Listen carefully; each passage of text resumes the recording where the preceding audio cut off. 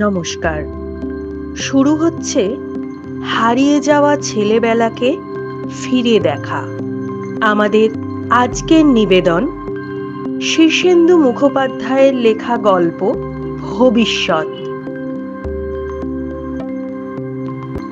পৃথিবীর যা অবস্থা দেখছেন ধানুরাম, তাতে তার ব্যবসা চালানো কঠিন হয়ে পড়ছে।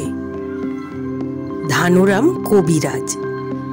এই ৩৩৫২ সালে আয়ুর্বেদের তেমন কদর হওয়ার কথা ছিল না। বাপ পিতামহর পেশা ছেড়েই দিতে চেয়েছিলেন, আর কবিরাজি করবেনই বা কিভাবে? সারা পৃথিবী জুড়ে কেবল শহর আর বসত। গাছগাছালির পাট উঠেই গিয়েছিল। ধানুরাম তখন কবিরাজি ছেড়ে নিতান্ত অনিচ্ছার সঙ্গেই একটা রাসায়নিক গবেষণাগারে কাজ করতে লাগলেন। তখন তার বয়স ২৪-২৫ হবে। একদিন সহকর্মী বনমালী বলল, ধানু, গোপনে তোমাকে একটা খবর দিই। আমি একটা জিনিস বানিয়েছি, বড় আজব জিনিস। কি বলতো? মাধ্যাকর্ষণকে ফাঁকি দেওয়ার একটা কায়দা করা গেছে।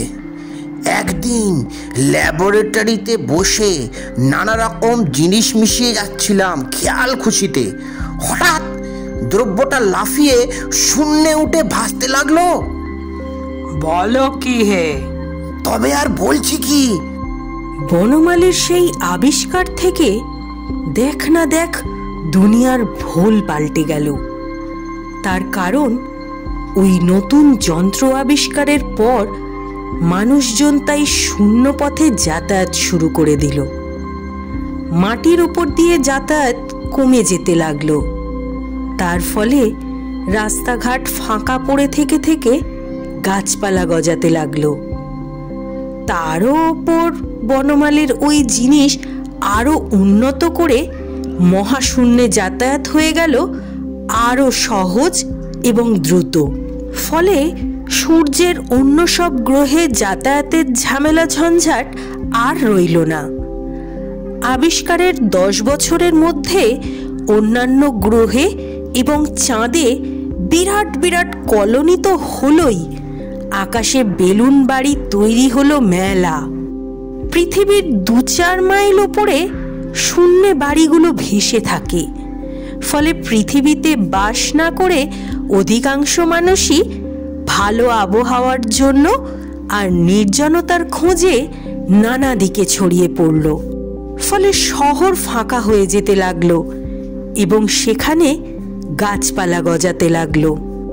এখন সেই আবিষ্কারের ৫০ বছর পর পৃথিবী গাছপালায় ছেয়ে তো গেছেই, জঙ্গল এত নিবিড় হয়েছে যে পা রাখার জায়গা নেই। সাপ, বাঘ, সিংহ, ভাল্লুক, গরিলা, ব্যাঙ, বিছে একেবারে গিজগিজ করছে। দিনে দুপুরে ঝিঁঝির ডাক শোনা যায়। মুশকিলটা এখানেই। জঙ্গলের জন্য পৃথিবীতে গাছগাছড়ার খোঁজ করাই কঠিন হয়ে দাঁড়িয়েছে।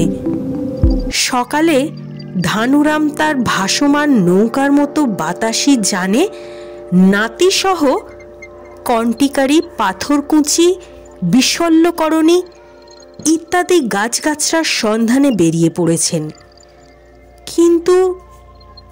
কিন্তু কোথাও নামতে সাহস হচ্ছে না। এক জায়গায় ঘন জঙ্গল দেখে নামতে গিয়েও দেখলেন তলায় ৭-৮টা বাঘ মুখ তুলে তাদের দেখছে।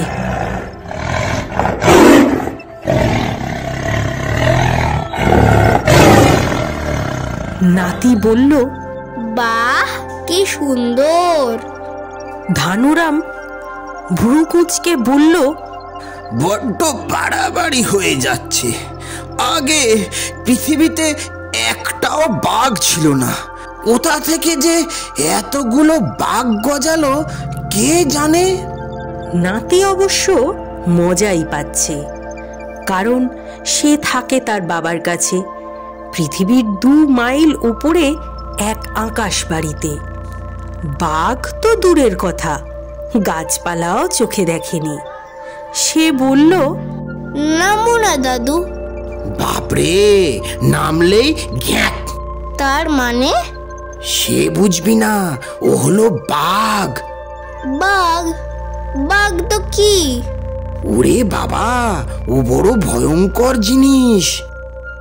আবার আর এক জায়গায় নামতে গিয়ে ধানুরাম দেখলেন একটা গরিলা মস্ত একটা গাছের গায়ে গা ঘষে পিঠ চুলকাচ্ছে। দাদু, আমি ওই লোকটার সঙ্গে ভাব করব? বাবা, ভাব করার লোক নয় দাদু, কাছে গেলেই ঘাড় মট করে মটকে দেবে। নাতি ঝুঁকে জঙ্গলের মধ্যে গরিলাটাকে দেখছিল। দুষ্ট ছেলে। হঠাৎ নৌকার কানা টপকে নিচে লাফিয়ে পড়ল। ধানুরাম তাকে সাবধান করার সময়টাও পেলেন না।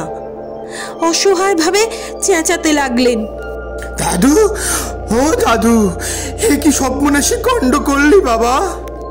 নিচে লাফ দিলেও হাত পা অবশ্য ভাঙবে না, কারণ নাতির জুতোয় বনমালীর সেই আবিষ্কার লাগানো আছে। নাতি ধীর গতিতেই পড়ল এবং গভীর জঙ্গলের মধ্যে অদৃশ্য হয়ে গেল। ধানুরাম ভয়ে উদ্বেগে ঘামতে লাগলেন। ধীরে ধীরে অগত্যা নিজের চানটিকে নিচে নামিয়ে আনলেন। নামাতে খুবই ক্লেশ পেতে হলো। নিশ্ছিদ্র গাছপালা, লতা, গুল্মে তলাটা দুর্ভেদ্য হয়ে আছে। যানটা ভূমি স্পর্শ করতে পারল না, লতা পাতায় আটকে ঝুলে রইল। ধানুরাম লাফ দিয়ে নিচে নেমে নাতির নাম ধরে ডাকাডাকি করে খুঁজতে লাগলেন। চারিদিকে নানা রকম জীবজন্তুর পায়ের শব্দ হচ্ছে। একটা হাতি ডেকে উঠল কাছে পিঠে। হায়না হাসল।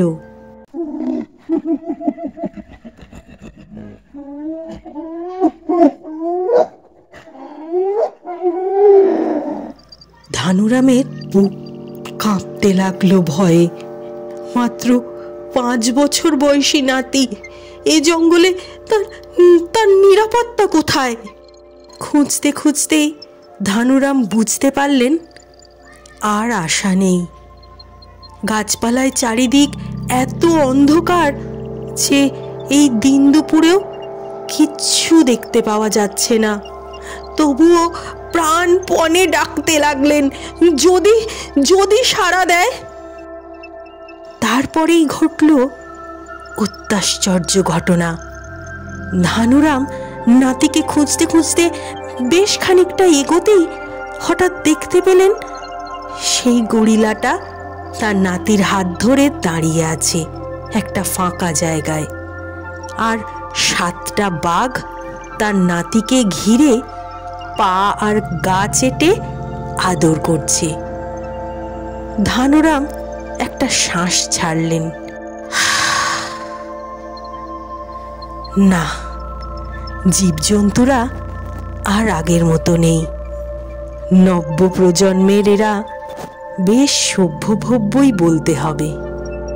ওরা ভালোবাসা বোঝে। ওরা জানে এই যুগের মানুষ ওদের চেয়েও বেশি হিংস্র। আপনারা শুনছিলেন হারিয়ে যাওয়া ছেলেবেলাকে ফিরে দেখাতে শীর্ষেন্দু মুখোপাধ্যায়ের লেখা গল্প ভবিষ্যৎ। গল্প পাঠে ছিলেন সূত্রধর আমি রীতা পালচন্দ্র, দাদু পার্থপ্রতিম চন্দ্র, নাতি অবকাশ চন্দ্র।